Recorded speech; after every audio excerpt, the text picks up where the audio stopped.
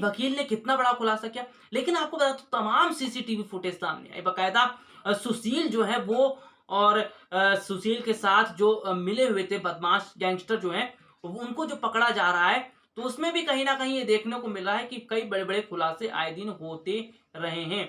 और सागर की अगर हम बात करें तो सागर को जिस तरह से सुशील ने मारा, उनके दोस्तों ने मारा, ये कहीं ना कहीं अपने आप में बताता है कि एक जो ओलंपिक पदक विजेता है, जिसको जो आगे देश के बच्चों को भविष्य जो है उन्हें कुश्ती सिखाना चाहिए था, उनके उन बच्चों के भविष्य के लिए कदम उठाना चाहिए था, लेकिन सुशील कुमार जैसे इतने बड़े प्लेयर ने, कुश्ती के बड़े प्लेयर ने इस तरह का कदम उठाया, इस तरह से अपराध में वो चले गए, ये बहुत चौंकाने वाली बात है। आपको बता दूं कि सुशील की कुछ तस्वीरें सामने आई जिसमें देखने को मिला कि बड़े बड़े गैंगस्टर जो है उनके साथ तस्वीरें उनकी, यानी कि सुशील पहले से ही गैंगस्टर के साथ जुड़े रहे थे।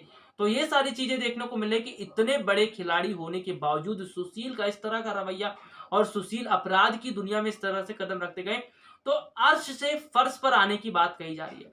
अर्श यानी कि जहां तक पहुंचने के लिए कितनी मेहनत करनी पड़ती है, सुशील ने खुद मेहनत की होगी, लेकिन सारी मेहनत उनकी विफल साबित हुई। और जिस तरह से सागर हत्याकांड में उनका हाथ देखने को मिला, इसमें अब पूरी तरह से सुशील गिर चुके हैं। चलिए आज के लिए इतना ही, आपसे फिर मुलाकात होगी, तब तक के लिए इजाजत दीजिए, नमस्कार। छत्रसाल स्टेडियम में जूनियर नेशनल पहलवान सागर की हत्या के आरोप में गिरफ्तार 2 बार के ओलंपिक मेडलिस्ट सुशील कुमार के वकील बीएस झाकड़ ने पुलिस की कार्यप्रणाली पर सवाल उठाए। मीडिया रिपोर्ट में उनके हवाले से कहा गया कि सुशील कुमार को इस मामले में फंसाया जा रहा है। छत्रसाल स्टेडियम में 2 गुट के बीच झगड़ा हुआ था। सुशील कुमार वहां पर इन 2 गुटों के पहलवानों को समझाने और उनके बीच सुलह करवाने के लिए गए थे।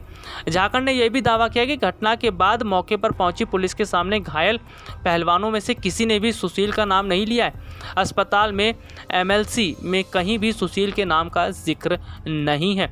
घायलों में से एक पहलवान सागर की मौत के बाद पुलिस ने सुशील का नाम जोड़ दिया और उन पर अपहरण और हत्या के मामले भी जोड़ दिए गए हैं। झाकड़ ने दिल्ली पुलिस की ओर से 10 दिन में गैर जमानती वारंट जारी करने और सुशील पर इनाम घोषित किए जाने पर भी सवाल उठाए। उन्होंने कहा कि दिल्ली पुलिस आज तक बड़े से बड़े अपराधियों के खिलाफ भी चार्जशीट फाइल करने के बाद ही गैर जमानती वारंट जारी करती है। ऐसे में सुशील कुमार के खिलाफ केवल 10 दिनों में गैर जमानती वारंट जारी क्यों किया गया?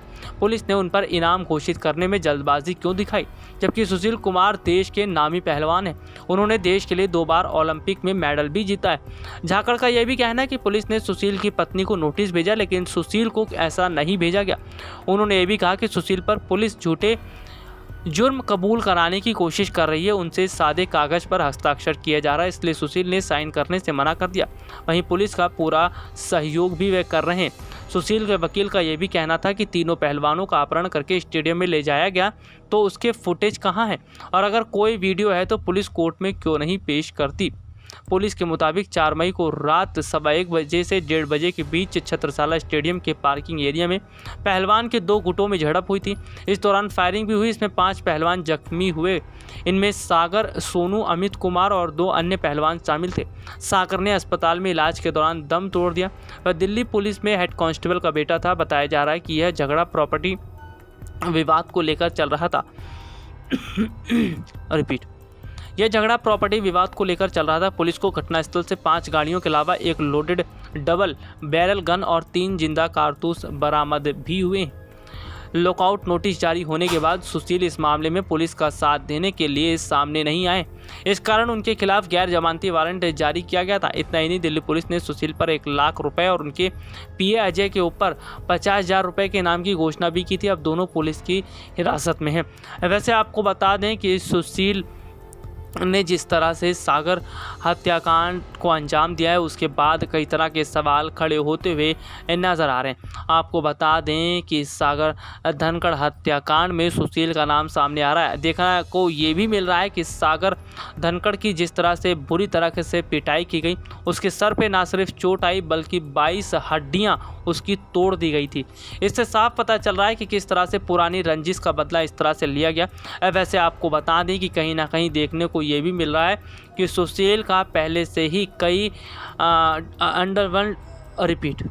देखने को ये भी मिल रहा है कि सुशील का पहले से कई बदमाशों के साथ उठना बैठना भी था और कई बार तस्वीरों में देखा भी जा चुका है। ऐसे में अब सुनील के वकील ने बड़ा दावा किया है और बड़ा खुलासा किया। अब देखना ये होगा कि सुशील को लेकर उनके वकील जो कह रहे हैं वो सही है। वैसे आपको बता दें, सुशील और सागर के बीच बातचीत काफ़ी समय से मनमुटाव चल रहा था और सिर्फ प्रॉपर्टी विवाद को लेकर ये मामला इतना बढ़ गया कि सुशील ने अपने साथ कुछ बदमाशों को इकट्ठा किया और सीधे तौर पर सागर को जान से मारने के लिए चले गए। आपको बता दें कि ऐसा देखने को मिला है कि सुशील जो हैं वो कई पहलवानों को डराते और धमकाते भी रहे हैं ताकि वो पहलवान उनके आदेश के अनुसार ही काम कर सके। नमस्कार, मैं राहुल शर्मा, आप देख रहे हैं एसपी 9 न्यूज़। स्वागत है आपका हमारे खास प्रोग्राम की शुरुआत ओलंपिक विजेता सुशील कुमार से। सुशील कुमार का मुद्दा काफी ज्यादा चर्चाओं में है और सुशील कुमार पर सागर धनखड़ मर्डर केस का जो चल रहा है केस, उस पर देखने को मिला है कि किस तरह से सुशील कुमार ने सागर का मर्डर किया और किस तरह से वो इस पूरे मामले में फंसते नजर आ रहे। लेकिन मेरे पास एक खबर आई है। खबर ये है कि सुशील के मामले में देखने को मिला है, सागर धनखड़ जो केस है, इस पूरे मामले में वकील का कहना है कि सुशील को फंसाया जा रहा है। सुशील की तो गलती इसमें नहीं है। जी हाँ, ये बहुत बड़ी बात है कि अभी तक इतनी सारी चीजें देखने को मिली है, नए नए खुलासे होते रहे, नए नए खबरें देखने को मिली। ऐसे में वकील का ये कहना कि सुशील जो है वो पूरी तरह से निर्दोष हैं।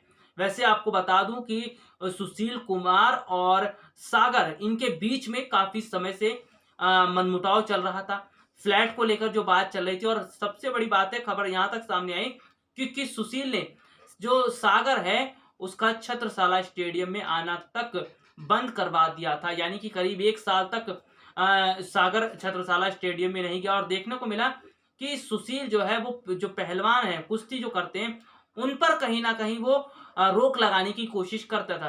तो सबसे बड़ी बात है कि ये पूरी स्थितियां देखने को मिल रही, लेकिन वकील का जो बयान सामने आया, वकील जो बात कह रहे हैं वो आपको मैं सुनवाऊंगा यहाँ पर। वो आपको बताता हूँ क्या कुछ कहना उनका और किस तरह से मामला अब एक और नए तरीके से आगे दिखता नजर आ रहा है। देखिए खास रिपोर्ट।